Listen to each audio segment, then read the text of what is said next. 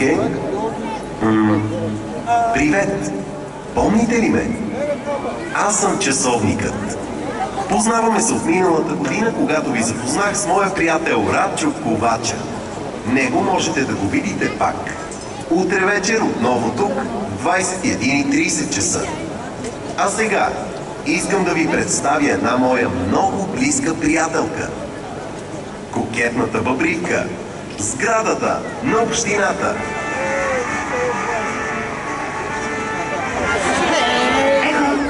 Здравейте! От кога не чакам да се съберете, толкова съм радостна. Такава навалица не е имало от миналата година по това време, когато за малко щяха да ми запалят покрива. Спомняте ли си? Извинете, господата, спирите. Да, вие вляво. Моля, сега, като ще ме снимате от тук, по-отляво. От към областната управа все пак. Това ми е хубавият профил. Благодаря. Това е много важно за мен, защото аз съм сграда, на която не се обръща особено внимание. Идват едни хора да работят вътре, мармотници, не особено мъщи. Трополят по компютрите, а на мен не ми обръщат внимание. Всяка година ми обещават да ме снимират, но да ви кажа и така си ми е добре. Кажете, господине, вие до сцената, смятате ли, че съм красива? Ето и цветя имам. И антена. Мислите ли, че съм красива? Благодаря. Калата лъжец. Елате в понеделник. Ще ви пусна пръв на опашката да си платите данъците. Платил сте си. Браво. Другите, взимайте пример от човека. Тогава ще ви асфалтирам улицата. Ще го уредя. Познавам кмета. Ето тук в този кабинет живее. Така да е, работи. Та на коя улица живеете? Добре, после ще ми кажете. Сега искам да разкажа малко за себе си. Стоя си тук от 44 години и наблюдавам хората с истински интерес. А пък те толкова рядко поглеждат нагоре. А аз като се замечтая, винаги поглеждам нагоре. И понеже често се чувствам самотна, често си мечтая хората не само да поглеждат към мен, а и да се снимат с мен. Както се снимат с някоя забележителност. Те да бях млада и изглежда като хотел в Дубай, например. Или пък стройна като кулата в Париж. Не, че не мога да направя компромис и Пиза е вариант. И в Лондон няма да откажа. Там поне часовниците не ги спират за през нощта, за да пестят като при нас. Ама да е то с късмет.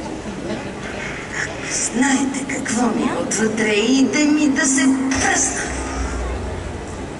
Добре, че от време на време се сменят цветовете на управата, та така отвътре поне ми е шарено на душата.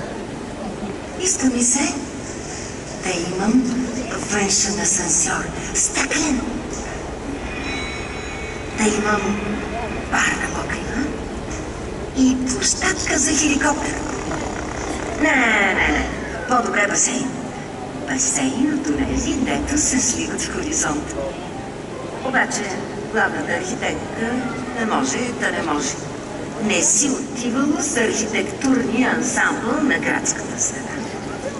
Мисля, че просто я е страх да ни прокапля в кабинета.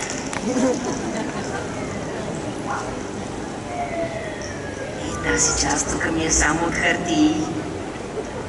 А пък тук, горе, общинарите ходят да пушат. Това е тайна. Това е стаята на главния финансист. За нея пишам вица, дето двама гаврици се срещали. Единият питал как си, а другия казвал нямам. Този, дето казал нямам, със сигурност е била тя. Никой за нищо не смее да й поиска пари, защото пред кабинета й казват имало череп със светещи очи. Ако успееш да го преминеш, значи е наистина важно и може и да ти даде половината. Най-дълго са тези, дето работят с гражданите. Викат им всичко на едно гише. Това значи, че идваш всеки месец на едно и също гише да обясняваш едно и също. Те ти кимат и ти казват, ще стане, ама друг път. И така, докато те преместят на другото гише и те отпишат от големия списък. Но това вече е друга тема. Даже имам предложение за тениска, която да подаряваме на гишето. Ох, каква гавровка съм и аз. Да продаваме, разбира се. Ето, вижте. Хубаво е, нали? 50 лева и е ваша. Не, че не се работи вътре. Работи се. Най-много работят машините за кафе и едни по-новички. За вафли. И добре, че работят. Че иначе на моите хора света им е крив като кулата лист. Между другото и при нас има хепи ауър. Ударили 5, всички са хепи. Пръскат се като пилци. По-празна сграда от мен не можеш да видиш. Но да не се оплакам толкова. Сега се чувствам важна и специална, защото съм част от големия финал. Защото точно аз мога да ви накарам да се усмихнете. Хайде да започваме. Аз смятам да влезна в пълната си прелест. Музика!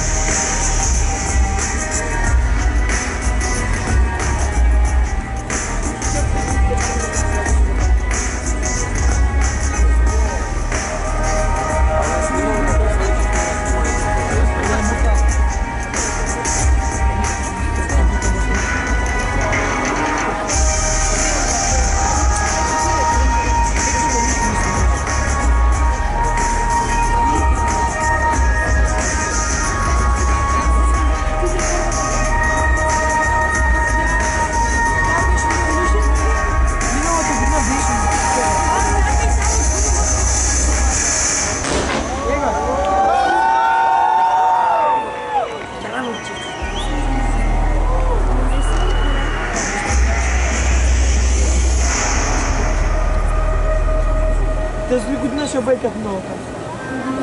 Ти сме да бъде по-хубава. Ще сигурно и хиляди лева пиротехника. За тебе, мамо.